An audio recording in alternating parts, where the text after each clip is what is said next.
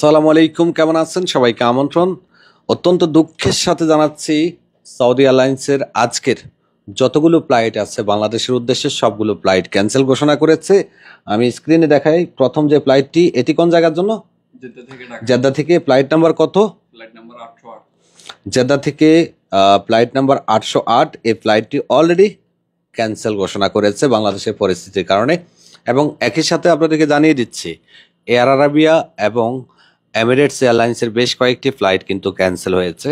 আমাদের প্রিয় মাতৃভূমির জন্য শুধুমাত্র এখন আমরা দোয়া ছাড়া আর কিছুই করতে পারবো না। আফসোস, মাতৃভূমির অবস্থা এতটাই খারাপ যে বিভিন্ন এয়ারলাইন্স তাদের ফ্লাইট ক্যান্সেল করতে শুরু করেছে।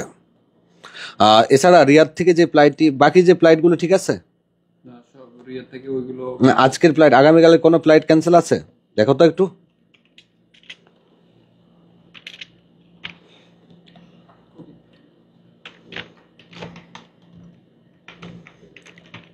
এরপরে রিয়াদের ফ্লাইটটা একটু দেখ। রিয়াদের ফ্লাইট 19 তারিখে এটা ক্যান্সেল।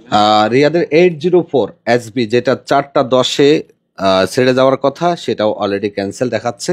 স্ক্রিনে খেয়াল করুন, ক্যান্সেলেড।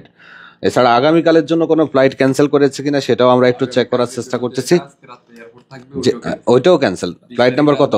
20 তারিখ রাত 12টা 10 যে ফ্লাইট আছে ওইটাও ক্যান্সেল। 20 তারিখ রাত 12টা 10-এ যে ফ্লাইটটা আছে সেটাও ক্যান্সেল ঘোষণা করেছে। আমরা সরাসরি কিন্তু সিস্টেম থেকে দেখাচ্ছে এবং সৌদি এয়ারলাইন্স অলরেডি আমাদেরকে মেসেজও পাঠিয়েছে, যেটা আমি স্ক্রিনে আপনাদেরকে দেখিয়ে দিব।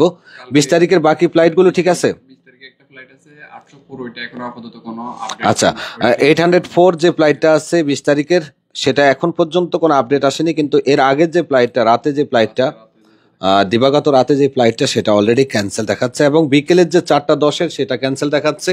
জেদ্দা থেকে যে ফ্লাইটটা যাচ্ছে সেটাও ক্যান্সেল দেখাচ্ছে। ক্ষমা করবেন সবাই।